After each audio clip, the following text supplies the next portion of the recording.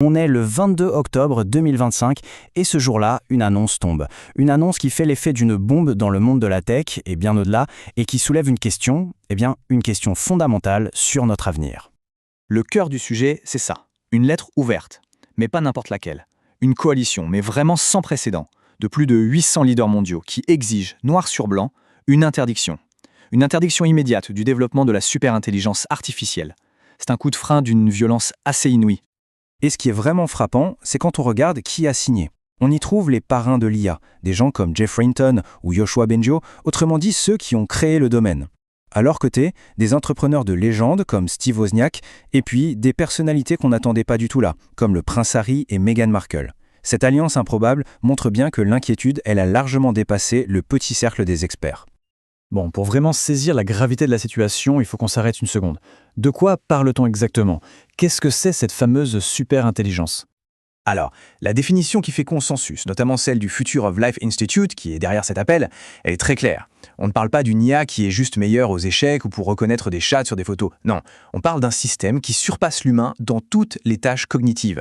De la physique quantique à l'empathie, en passant par la composition musicale. Absolument tout. Pour que ce soit bien net, comparons. L'IA qu'on connaît tous, celle de nos smartphones, elle est spécialisée, elle fait une chose et c'est tout. La superintelligence, elle, serait générale et meilleure que nous en tout. Mais le vrai point qui change tout, c'est l'autonomie. L'IA actuelle est contrôlée. La CIA, elle, pourrait tout simplement devenir incontrôlable. On en vient donc à la question qui fâche. Pourquoi cette demande si radicale d'interdiction? Quelles sont les peurs qui animent ces centaines de personnalités? Le mot qu'il faut retenir, c'est existentiel. Ce n'est pas une simple crainte de bugs informatiques ou de problèmes de société. Non, il s'agit de menaces qui pourraient remettre en cause l'existence même de l'humanité. L'affirmation est d'une gravité absolue. En fait, les signataires décrivent une sorte d'effet domino, une escalade des risques.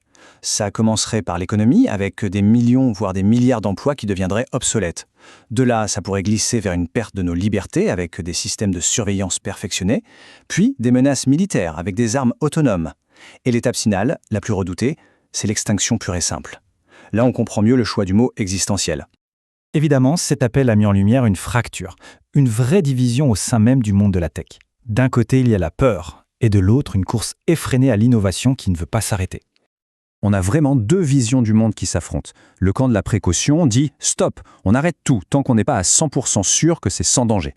Et en face, le camp de l'innovation répond « mais vous êtes fous, si on s'arrête les autres continueront et on se privera de découvertes qui pourraient guérir des maladies ou résoudre le changement climatique ». C'est peut-être le plus grand dilemme de notre temps. Et les gens dans tout ça, qu'en pensent-ils ?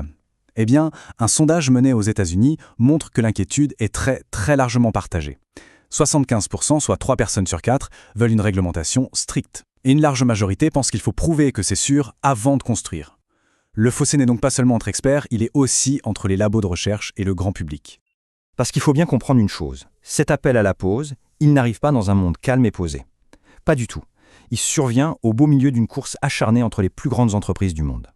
Et les participants à cette course sont des noms qu'on connaît bien. Meta, par exemple, a carrément renommé sa division IA en Meta Super Intelligence Labs. Difficile d'être plus clair. OpenAI, Xai et les autres géants sont aussi à fond dans cette quête. L'objectif, être le premier à atteindre l'intelligence artificielle générale, l'étape juste avant la superintelligence. La compétition est absolument féroce. Alors, que demande concrètement cette coalition? Ce n'est pas juste un non catégorique, il y a une feuille de route qui est très claire. D'abord, un moratoire mondial, un arrêt total. Ensuite, il faut que les scientifiques du monde entier se mettent d'accord sur des protocoles de sécurité infaillibles. Après ça, il faudra l'accord du public. Et c'est seulement et uniquement si toutes ces conditions sont réunies qu'on pourrait éventuellement envisager de reprendre les recherches. Au final, on se rend compte que ce débat va bien au-delà de la technologie. La vraie question, ce n'est pas de savoir si on aura des assistants vocaux plus performants. La vraie question, c'est de décider collectivement de la direction que prend notre civilisation. L'enjeu, c'est rien de moins que notre avenir commun. Et tout ça nous amène à une question vertigineuse, peut-être la plus importante de notre siècle. À mesure que cette technologie devient de plus en plus puissante, de plus en plus autonome, qui devrait avoir le doigt sur l'interrupteur ?